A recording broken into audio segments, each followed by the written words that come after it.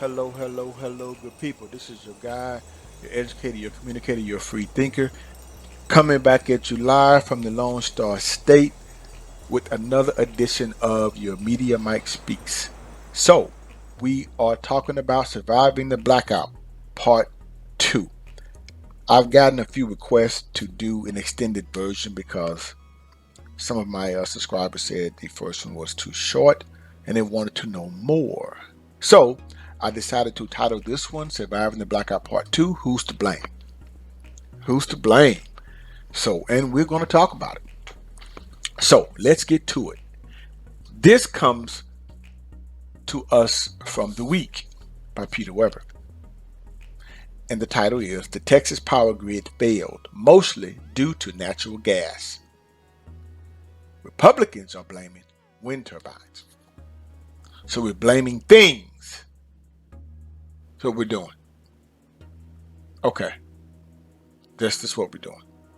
Substances is what we're blaming. Things and substances. Okay. All right. Anyway, as I stated, let's get to it. As Texas on Tuesday entered its third night with sub-freezing temperatures, along with another 4 inches of snow, there are still 3.3 million customers without electricity.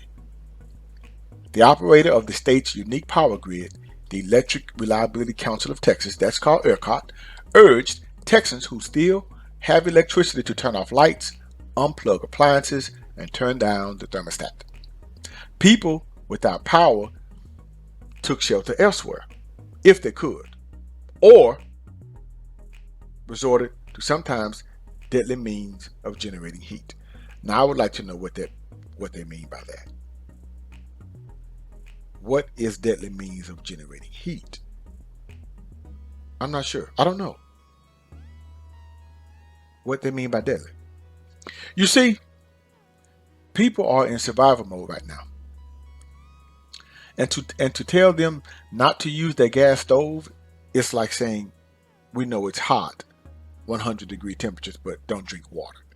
Even though there's nothing wrong with the water, you just don't drink it. Now, I don't know if they were implying what they meant by deadly means. I'm not sure, but I do know I was looking at television when my power was on, then it went back off, then it came back on. But I was one of those individuals I am one of those individuals who have a fireplace and I have a gas stove. And the report on television, she was saying we urge people not to use their gas stove. Now, she didn't say why they shouldn't. She just said we urge you not to use it. And this is what I find troubling. You're saying what not to do, but you're not saying why not do. What's the reason why not to do it? I don't understand that part. I don't. Here, the things that make you go, No, people gonna burn the gas. They'll pay for it later, but they're gonna burn the gas. They're gonna do what they have to do to keep warm. Now let's continue. Texas Governor Greg Abbott and state legislators called for investigations, and Abbott and other prominent GOP politicians wrongly blamed frozen wind turbines and other renewable energy sources for the failures of the Texas energy grid. Yes, some turbines did in fact freeze, but that's only about 10% of the power in Texas. That's true, it really is. So, as I stated, we're having a lot of finger pointing here. But okay, let's continue. One nuclear reactor and several coal-fired plants went offline. We know that, yes. But Texas is a gas state. Now, Michael Weber, an energy resource professor at the University of Texas, told the Texas Tribune that, and gas is failing in the most spectacular fashion right now. Instruments and other components at gas-fired power plants are iced over, and by some estimates, nearly half of the state's natural gas production has screeched to a halt due to the extremely low temperatures, as electric pumps lost power and uninsulated pipelines and gas wells froze. Uninsulated pipelines. Now, we'll get to what I mean, why they didn't insulate, the pipes. And like I said, there's a reason. But anyway, no excuse not to be prepared either. So, after a 2011 winter storm knocked out power to about 3 million Texans, a federal report warned Texas the same grid debacle would happen again. A federal report warned back in 2011 that this would probably happen again if it didn't adequately weatherize its power infrastructure and increase fuel reserves. And reminded Texas that many of those same warnings were issued after similar blackouts 22 years earlier and had gone unheeded. Now, if you want to blame somebody, then we have to go not only a decade ago, but another decade ago. So we're not talking about wind turbines anymore here. So who was in charge 10 years ago and 10 years prior to that? See, when we get the backstory, there are 26 letters in the alphabet. A lot of people want to jump in and tell their story in the middle, around O and P. We don't want to do that. No, the alphabet starts at A. You don't start saying the alphabet with L, M, N, O, P. You start A, B, C, D, E, F, G. You start from the beginning. So we have to go back 22 years to find out what happened when you were warned and told you need to look at your infrastructure and weatherize it. You see, we'll get to the source. Now see, I remember that year in 2011. That's when Dallas hosted the Super Bowl, if I'm not mistaken. And those Packers stopped my Steelers from reaching their 7th title. I believe Dallas hosted the All-Star game, the NBA All-Star game that year too. I do. But that was only like a day. It was really like a day. It wasn't that bad. Not like now. Not sub-zero degree freezing temperatures.